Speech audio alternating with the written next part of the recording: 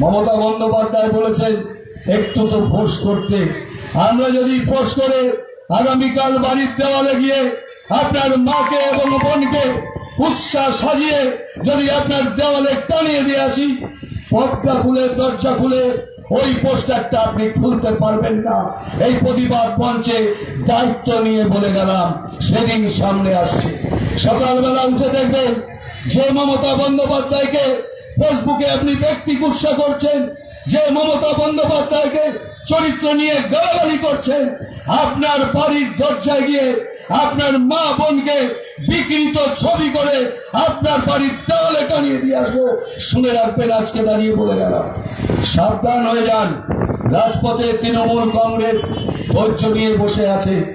আমরা যদি একটু পাড়ায় পাড়ায় সন্ধ্যে সকালবেলা একটু ফোর্স করি, পারবেন তো বাড়ি থেকে বেরাতে?